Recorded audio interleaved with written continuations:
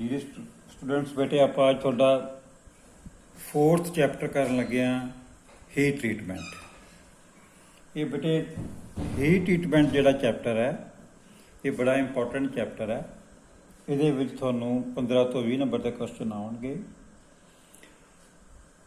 थोड़ा इंडस्ट्री दे विच भी काम आएगा। हर एक बच्चे ने इस चैप्टर में चंगी तरह तैयार करना। वो तो पहले बेटे आप डेफिनेशन लैन लगे कि हीट ट्रीटमेंट कहते किनूं ने। Heat treatment is the operation involving heating and cooling of metal or alloy in its solid state in order to obtain certain desired properties। ਤੇ ਹੀਟ ਟਰੀਟਮੈਂਟ ਉਹ ਆਪਰੇਸ਼ਨ ਹੈ ਜਿਹਦੇ ਵਿੱਚ ਅਸੀਂ ਕਿਸੇ ਵੀ ਮਟੀਰੀਅਲ ਨੂੰ ਸੋਲਿਡ ਸਟੇਟ ਦੇ ਵਿੱਚ ਗਰਮ ਕਰਦੇ ਹਾਂ ਜਾਂ ਠੰਡਾ ਕਰਦੇ ਹਾਂ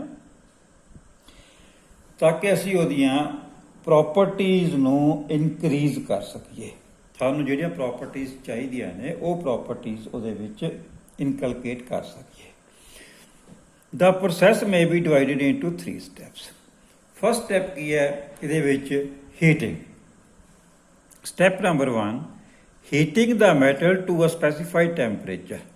ਬੇਟੇ ਆਪਾਂ ਸਿੰਪਲ ਡਾਇਗਰਾਮ ਟਾਕ ਕੀਤੀ ਹੈ।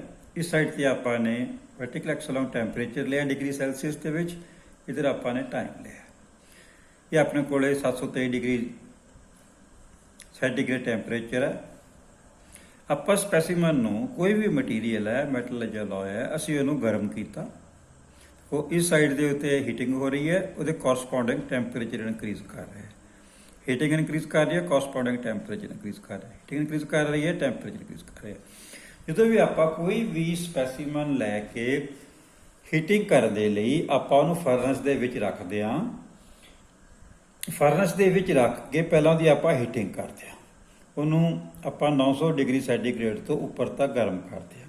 ਸੈਕੰਡ ਸਟੈਪ ਕੀ ਹੈ maintaining the metal at that temperature for a specified period so that changes can take place.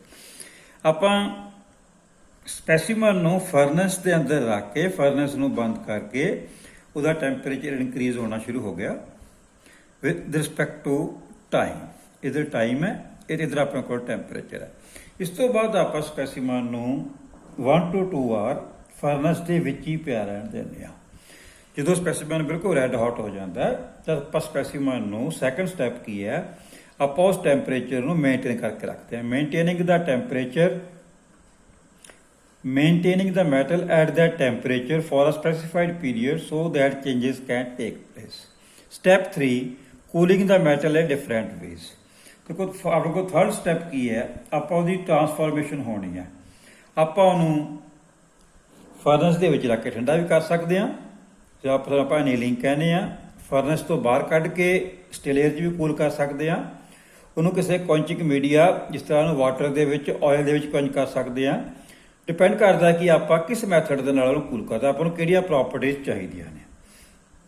स्पैसीमन पहला आप हीट किया फिर होल्ड किया तो थर्ड की है ट्रांसफॉर्मेशन, वो प्रॉपर्टीज चेंज हो गई।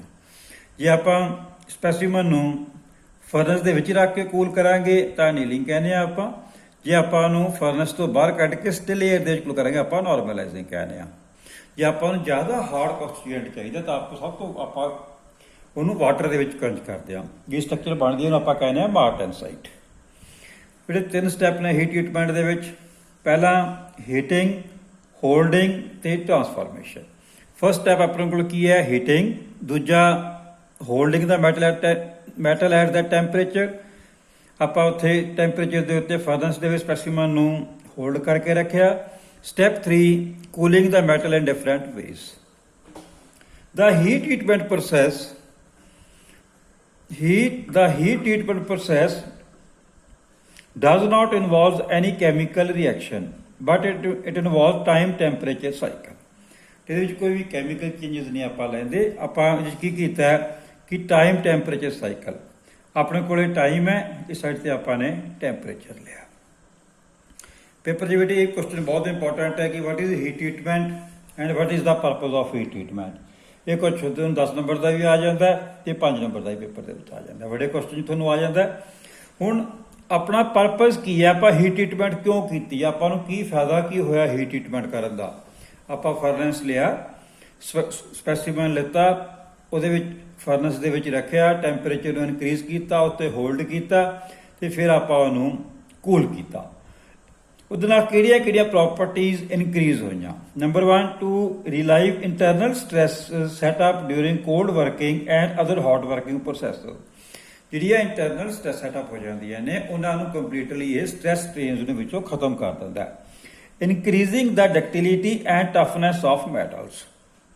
Number 3, hardening and strengthening of metal or alloy. ਨੰਬਰ 4, to soften metal for further treatment as wire drying and cold working extra. To modify the structure to increase wear resistance, heat resistance and corrosion resistance. To remove trapped gases.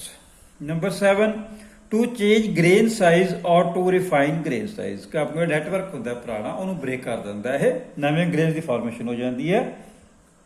Number 8, to improve machinability. Number 9, to improve electrical and mechanical properties. Number 10, to produce hard surface and tough interior portions. Number 11, to change the chemical composition. ਇਹ ਜੋ ਆਪਣੇ ਕੋਲ different points ਨੇ ਕਿ purpose ਕੀ ਹੈ heat treatment ਦਾ, ਕਿ ਆਪਾਂ ਸਪੈਸੀਮਨ ਲਿਆ, ਉਹਨੂੰ ਫਰਨਸ ਦੇ ਵਿੱਚ ਰੱਖਿਆ, ਹੀਟ ਕੀਤਾ, ਕੁਝ ਟਾਈਮ ਹੋਲਡ ਕੀਤਾ ਤੇ ਉਹਦੀਆਂ ਟਰਾਂਸਫਾਰਮੇਸ਼ਨ ਹੋਈ। ਉਹ 'ਚ ਕਿਹੜੀਆਂ ਕਿਹੜੀਆਂ ਪ੍ਰੋਪਰਟੀਜ਼ ਨੇ ਚੇਂਜ ਹੋਈਆਂ। ਫਸਟ ਆਪਾਂ ਲਿਖਿਆ ਕਿ ਉਹਦੀਆਂ ਜਿਹੜੀਆਂ ਇੰਟਰਨਲ ਸਟ੍ਰੈਸ ਸਟ੍ਰੇਨਸ ਕੰਪਲੀਟਲੀ ਐਲੀਮੀਨੇਟ ਹੋ ਗਈਆਂ, ਡਕਟਿਲਿਟੀ ਉਹਦੀ ਇਨਕਰੀਜ਼ ਹੋ ਗਈ, hardening and strengthening of metal or alloy, metal soft ਹੋ ਗਿਆ ਕੰਪਲੀਟ। ਜਦੋਂ ਮੈਟਲ ਕੰਪਲੀਟਲੀ ਸੌਫਟ ਹੋ ਜਾਏਗਾ ਅਸੀਂ ਉਹਦੀਆਂ ਵਾਇਰਸ ਬਣਾ ਸਕਦੇ ਹਾਂ। ਟੂ ਮੋਡੀਫਾਈ ਦਾ structure to increase wear resistance, ਉਹਦੀ ਇਨਕਰੀਜ਼ ਕਰ ਜਾਏਗੀ, ਹੀਟ ਰੈਜ਼ਿਸਟੈਂਸ ਤੇ ਕਰੋਜ਼ਨ ਨੂੰ ਜਗਾੜ ਲਈ ਲੱਗੇ, corrosion resistance. To remove trapped gases, to change grain size or to refine grains, to improve machinability, to improve electrical and mechanical properties, to produce hard surface and tough interior portion. ਕਈ ਵਾਰੀ ਇਸ ਤਰ੍ਹਾਂ gauge ਦੇ case ਦੇ ਵਿੱਚ ਸਾਨੂੰ ਉੱਪਰ ਵਾਲੀ ਜਿਹੜੀ ਸਰਫੇਸ ਹੈ ਉਹ ਹਾਰਡ ਚਾਹੀਦੀ ਹੈ ਤੇ ਅੰਦਰ ਵਾਲੀ ਪੋਰਸ਼ਨ ਜਿਹੜਾ ਸਾਨੂੰ ਟਫ ਚਾਹੀਦਾ ਹੁੰਦਾ ਹੈ। To change the chemical composition. ਅੱਗੇ ਵਿੱਚ ਜਿਹੜਾ ਆਪਾਂ ਕਰਨ ਲੱਗੇ ਹਾਂ micro constituent of iron carbon system. ਜਦੋਂ ਆਪਾਂ ਆਇਰਨ ਦੇ ਵਿੱਚ ਕਾਰਬਨ ਨੂੰ ਪੈਨਟ੍ਰੇਟ ਕਰਦੇ ਹਾਂ ਤਾਂ ਕਿਹੜੀਆਂ ਕਿਹੜੀਆਂ ਮਾਈਕਰੋ ਕਨਸਟੀਟਿਊਐਂਟਸ ਬਣਦੇ ਨੇ। ਸਭ ਤੋਂ ਪਹਿਲਾਂ ਬੜਾ ਇੰਪੋਰਟੈਂਟ ਕਿ ਆਸਟੇਨਾਈਟ। It is a solid solution of iron and other alloying elements. Iron ਦੇ ਵਿੱਚ ਆਪਾਂ ਦੂਜੇ alloying elements ਨੂੰ ਐਡ ਕੀਤਾ such as nickel, chromium, manganese, etc. in gamma iron. It is soft, non-magnetic and has face-centered cubic structure. ਜਿਹੜੀ ਆਸਟੇਨਾਈਟ ਹੈ ਇਹ solid solution ਹੈ ਆਇਰਨ ਤੇ ਕਾਰਬਨ ਦਾ। ਇਹਦੇ ਵਿੱਚ ਆਪਾਂ alloying elements ਨੂੰ ਐਡ ਕੀਤਾ ਗਾਮਾ ਆਇਰਨ ਦੇ ਵਿੱਚ। ਇਹ ਸੌਫਟ ਹੁੰਦਾ ਹੈ, ਨਾਨ ਮੈਗਨੈਟਿਕ ਹੁੰਦਾ ਹੈ ਤੇ ਇਹਦੀ ਫੇਸ ਸੈਂਟਰਡ ਕਿਊਬਿਕ ਸਟਰਕਚਰ ਹੁੰਦੀ ਹੈ। ਅੱਗੇ ਆਪਣੇ ਕੋਲੇ ਆ ਗਿਆ second is ferrite. It is the name given to pure iron. Ferrite ਆਪਾਂ ਕਿਹਨੂੰ ਕਹਿੰਦੇ ਆ ਕਿ ਜਿਹੜਾ ਪਿਓਰ ਆਇਰਨ ਆ। ਇਟ ਹੈਜ਼ BCC ਸਟਰਕਚਰ, ਇਹਦੀ ਹੁੰਦੀ ਹੈ ਬਾਡੀ ਸੈਂਟਰਡ ਕਿਊਬਿਕ ਸਟਰਕਚਰ। ਆਪਾਂ ਜਿਹੜੀ ਕਰ ਚੁੱਕੇ ਆ ਕਿ FCC ਕੀ ਹੁੰਦਾ ਹੈ, BCC ਕੀ ਹੁੰਦਾ ਹੈ। It is softest structure present in iron carbon equilibrium diagram. ਸਭ ਤੋਂ ਜਿਹੜੀ ਆਇਰਨ ਕਾਰਬਨ ਡਾਇਗਰਾਮ ਦੇ ਵਿੱਚ ਸਟਰਕਚਰ ਸਭ ਤੋਂ ਜਿਹੜੀ ਸੌਫਟ ਹੁੰਦੀ ਹੈ ਉਹਨੂੰ ਆਪਾਂ ਕਹਿੰਦੇ ਆ ਫਰਰਾਈਟ। The slow cooling of low carbon steel below critical temperature produces ferrite. ਜਿਹੜਾ ਆਪਣੇ ਕੋਲੇ ਟੈਂਪਰੇਚਰ ਹੈ 723 ਡਿਗਰੀ ਸੈਂਟੀਗ੍ਰੇਡ ਤੋਂ ਥੱਲੇ ਆਪਾਂ ਜਦੋਂ ਲੋ ਕਾਰਬਨ ਸਟੀਲ ਨੂੰ ਸਲੋਲੀ ਕੂਲ ਕਰਦੇ ਆ ਤਾਂ ਫਾਰਮੇਸ਼ਨ ਹੁੰਦੀ ਹੈ ਫਰਰਾਈਟ ਦੀ। Next is ਸੀਮੈਂਟਾਈਟ। ਸੀਮੈਂਟਾਈਟ ਕੀ ਹੈ? Iron carbide. ਆਇਰਨ ਤੇ ਕਾਰਬਨ ਦੀਆਂ ਜਿਹੜੀਆਂ ਲੇਅਰ ਨੇ। It is iron carbide that contains 6.67% carbon by weight। ਆਪਾਂ ਆਇਰਨ ਦੇ ਵਿੱਚ ਮੈਕਸਿਮਮ ਜਿਹੜੀ ਕਾਰਬਨ ਦੀ ਪਰਸੈਂਟੇਜ ਜਿਹੜੀ ਪੈਨਟ੍ਰੇਟ ਕਰ ਸਕਦੇ ਆ ਉਹ 6.67% ਬਾਈ weight ਕਰ ਸਕਦੇ ਆ। It is hardest structure that appears on iron carbon equilibrium diagram। Iron carbon equilibrium diagram ਦੇ ਵਿੱਚ ਫੇਸ ਡਾਇਗਰਾਮ ਜਦੋਂ ਆਪਾਂ ਕਰਾਂਗੇ ਉਹਦੇ ਵਿੱਚ ਜਿਹੜਾ ਸੀਮੈਂਟਾਈਟ ਹੈ ਸਭ ਤੋਂ ਹਾਰਡੈਸਟ ਕਨਸਟੀਟਿਊਐਂਟ ਹੈ ਐਂਡ ਇਜ਼ ਬ੍ਰਿਟਲ। ਜਦੋਂ ਚੀਜ਼ ਹਾਰਡ ਹੋ ਜਾਂਦੀ ਹੈ ਨਾਲ ਹੀ ਉਹ ਬ੍ਰਿਟਲ ਹੋ ਜਾਂਦੀ ਹੈ। Crystal structure is orthorhombic. Next is ledeburite. It is eutectic mixture of austenite and cementite. ਇਹ ਜੂਟੈਕਟਿਕ ਮਿਕਸਚਰ ਹੁੰਦਾ ਹੈ ਜਿਹੜਾ 4. contains 4.3% carbon. It is formed at 1130 degree centigrade temperature ਦੇ ਉੱਤੇ। 4.3% ਕਾਰਬਨ ਕੰਟੈਂਟ ਹੋਵੇ ਤੇ 1130 ਡਿਗਰੀ ਸੈਂਟੀਗ੍ਰੇਡ ਸਟਰਕਚਰ ਬਣਦੀ ਹੈ, ਉਹਨੂੰ ਆਪਾਂ ਕਹਿੰਦੇ ਆ ਲੈਡਬੋਰਾਈਟ। It is a eutectic mixture of austenite and cementite. It contains 4.3% carbon. It is formed at 1130 degree centigrade temperature. Next is perlite. It is eutectoid mixture of about 87% ferrite and 13% cementite. ਇਹਦੇ ਵਿੱਚ 87% ferrite ਹੁੰਦਾ ਹੈ ਤੇ 13% ਇਹਦੇ ਵਿੱਚ cementite ਹੁੰਦਾ ਹੈ।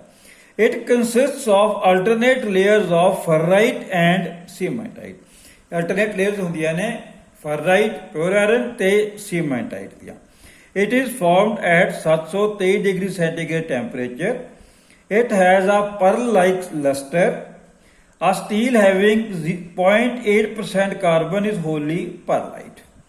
0.8% carbon ਜਿਹੜਾ ਕੰਟੈਂਟ ਹੈ ਸਟੀਲ ਉਹਨੂੰ ਆਪਾਂ wholly perlite ਕਹਿੰਦੇ ਹਾਂ।